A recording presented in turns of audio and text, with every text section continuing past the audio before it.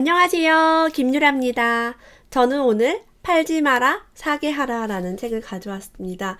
이 책은 굉장히 유명한 쇼호스트 장문정 씨가 쓴 책이고요. 이분은 마케팅, 세일즈 관련해서 정말 유명하신 분이죠.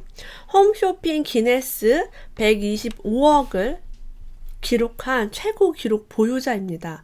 여러분, 홈쇼핑을 보면 우리가 막 물건이 막 사고 싶게 만들잖아요. 필요하지도 않은데 막 사게끔 만듭니다. 그 노하우로 이 책 한 권으로 배울 수 있다면 읽어볼 필요가 있겠죠. 우리가 이제는요, 어떤 제품을 만드는지가 중요한 게 아니라 그 제품을 어떻게 파는지가 중요합니다. 다 품질이 좋고요. 다 괜찮아요. 근데 우리가 마케팅을 할 줄 몰라서 이제 팔지 못하는 그런 경우가 굉장히 많거든요. 이걸 통해서 이 책만 있으면 영업이든 마케팅이든 판매든 뭐든지 다 잘해서 돈을 많이 벌 수 있겠다라는 확신을 얻었습니다. 저도 앞으로 제 강연이라든가 제가 하는 일에 이 책에 나온 내용을 많이 활용을 할 예정입니다. 여러분도 한번 꼭 읽어보셨으면 좋겠습니다. 우리의 말은 마음의 상태를 반영한다고 합니다. 가슴과 정신이 풍요한 사람이 내뱉는 언어는 윤택하대요. 그래서 우리가 어떤 말을 쓰느냐가 사람들이 설득하고 우리가 말하는 제품을 사게끔 만듭니다. 신뢰감이 없는 언어를 쓰는 사람, 풍요가 아닌 가난을 말하는 사람이 하는 말을 믿지도 않고 함께 하려고 하지 않겠죠. 그래서 여러분이 이 책 한 권만 읽어도 부자의 언어, 그리고 얼마? 125억 원을 팔아치운 이 말 재주를 배울 수 있게 됩니다. 자, 우리가 뭔가를 팔 때요, 비싼 걸 사세요, 돈을 더 많이 쓰세요 라고 얘기한다면 정말 부담스럽겠죠. 이분은요, 고객이 무리한 선택을 하지 않도록 돕는다고 해요. 예를 들면 너무 비싼 게 아니라 적당하게, 연금을 파는데 노후에 매달 100만 원씩 수령하도록. 그러면 많이 비싸지 않겠죠. 노후에 200만 원, 300만 원 수령을 한다면 정말 비싸질 겁니다. 이렇게 적당하게 선택을 할 수 있게 하는 것도 고객은 고마워한다고 해요. 저도 그렇더라고요. 저한테 싼 거, 저렴한 제품 이거 한번 보시겠어요? 라고 했을 때 더 큰 신뢰감이 듭니다. 효도 보험 상품을 한 달에 2만 원짜리를 판매한 적이 있대요. 고객님을 낳아주시고 길러주신 부모님의 건강을 위해 매일 2만 원을 쓰라고 해도 쓸 겁니다. 그런데 한 달에 단 한 번 2만 원을 쓰는 건데 그걸 못하겠습니까? 어떡해. 막 죄책감이 불러일으키네요. 어머, 나는 신용카드 그렇게 긁으면서 술안주 한 접시도 2만 원인데 우리 엄마를 위해서 2만 원도 안 써? 라는 마음으로 이제 2만 원을 매달 결제하게 만드는 그런 노하우입니다. 여러분이 이걸 배우면요, 세일즈를 잘할 수도 있지만 반대로 이런 마케팅에 당하지 않을 수 있겠죠. 지금 저게 나를 꼬시는 거구나 라고 볼 수도 있습니다. 저는 이 두 가지 측면을 다 보고 있고요. 제가 이런 마케팅 책을 아주 옛날부터 좀 많이 봤기 때문에 누가 막 뭐 사라고 꼬셔도 잘 안 넘어가요. 어떻게 보면 돈을 아끼는데 좋은 어떤 그런 책이 되기도 합니다. 텔레비전을 팔 때 이렇게 만든대요. 50인치 TV를 소개를 하는데요.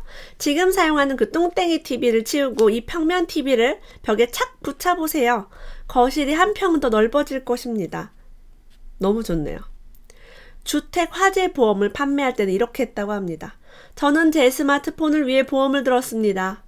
2년 정도 쓰다가 버릴 고철 덩어리인데도 말입니다. 하물며 거의 평생을 바쳐 장만한 내 집을 위해 보험 하나 들지 않는다는 걸 어떻게 생각하십니까?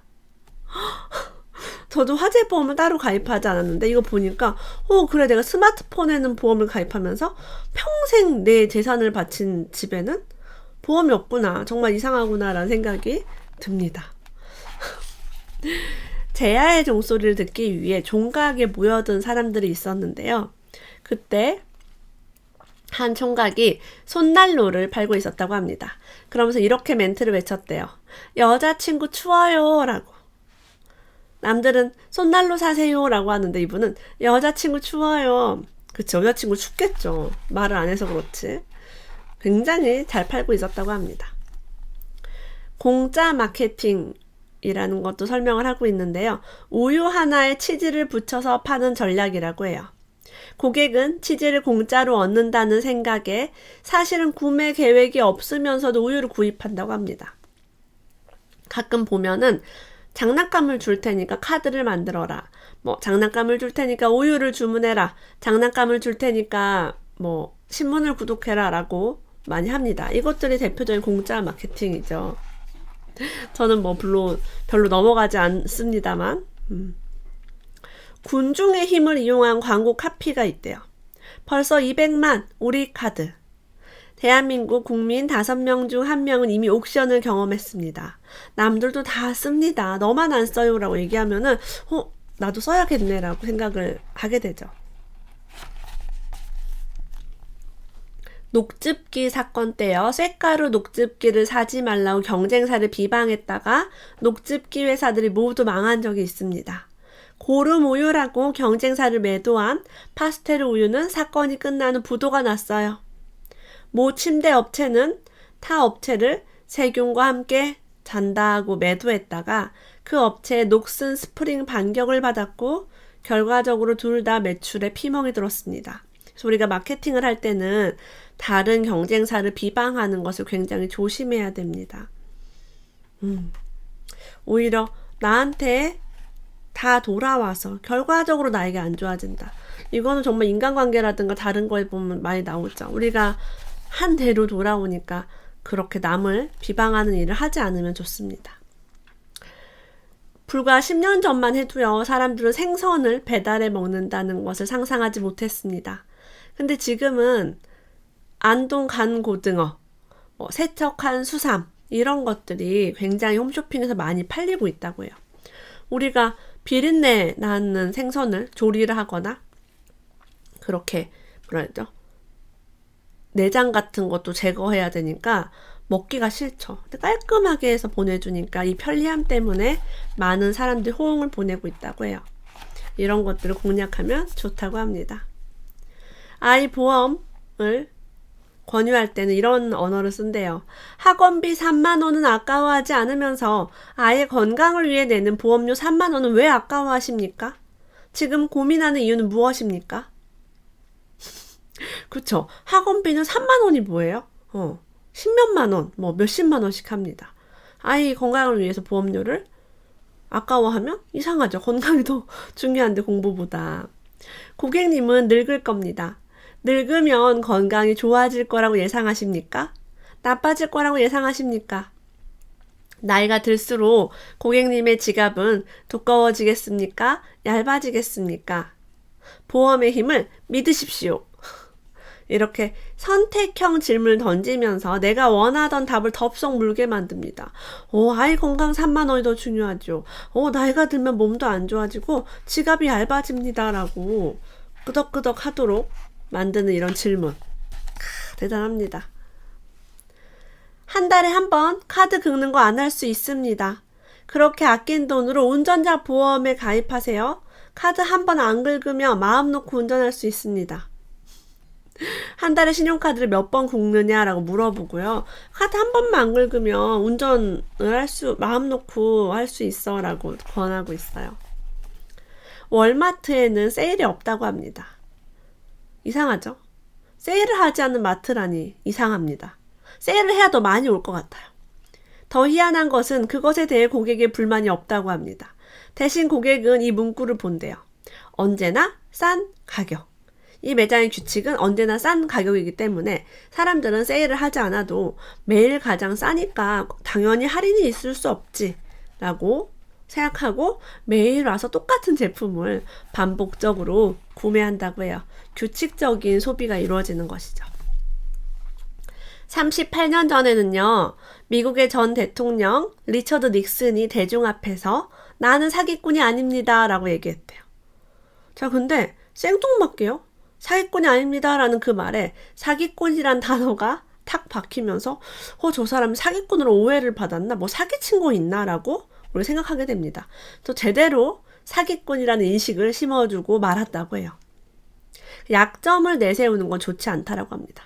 만약에 제가 여러분 어느 날 나와서 저는 이혼을 하지 않았습니다. 라고 얘기하면 무슨 생각이 들까요? 이혼에 대한 이슈가 있었나? 라고 생각이 들겠죠. 예를 들면은.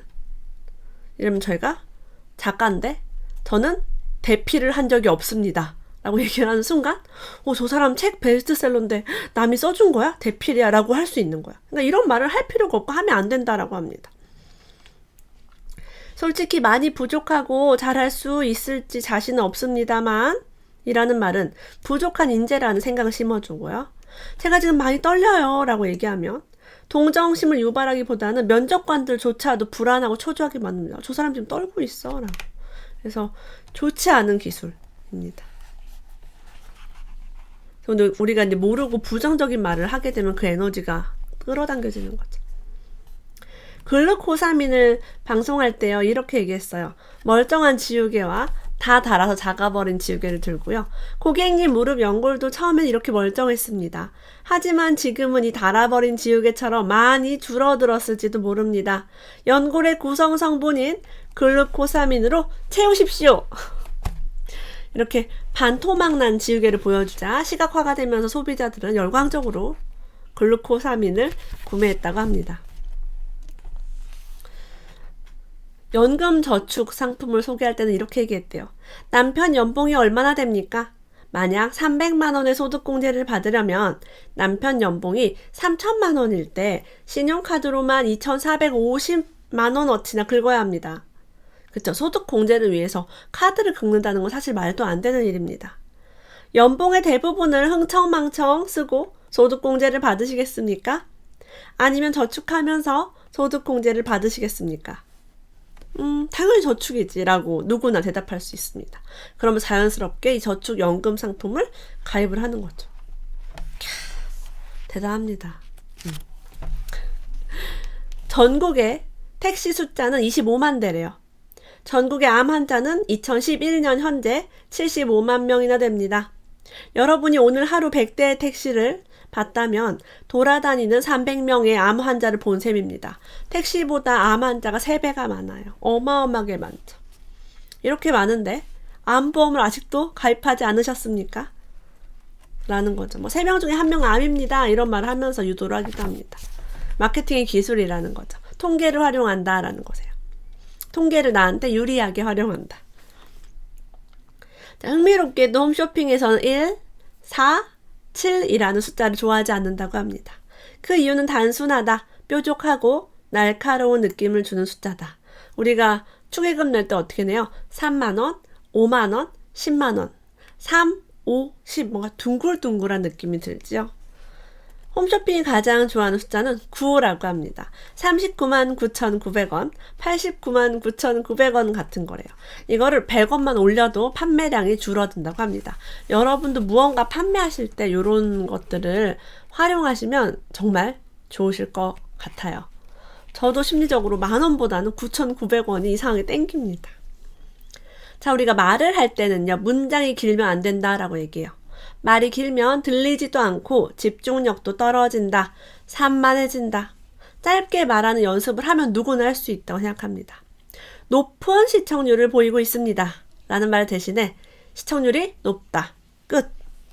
우리는 뭔가 이렇게 막 줄줄 느려서 하는 말, 마치 말을 잘하는 것처럼 보이게 노력하면 말이 길어집니다. 그럴 필요가 없고 최대한 단순하게 어린아이도 이해할 수 있는 그런 문장을 쓰면 좋겠죠. 통신비가 절약되는 어떤 요금제에 대해서 강의를 하고 이제 그 방송을 하고 있었어요. 홈쇼핑을. 500만 원짜리 돈다발을 이렇게 들고서요. 지난 3년간 제가 쓴 휴대전화 요금입니다. 여러분이 이 통신으로 바꾸면, 이 요금제로 바꾸면 한 달에 10,000원짜리 2장도 안 됩니다. 이러면서 그 500만 원 중에서 10,000원짜리 2장을 빼서 보여드렸대요. 시각적인 효과. 마치 어마어마한 돈이 절약되는 그런 효과를 눈으로 볼 수 있겠죠. 고객의 관심을 사로잡고 싶다면 5초 단위로 그들을 웃겨라 라고 얘기합니다. 5초 단위로 자극하고 5초 단위로 놀라게 하라.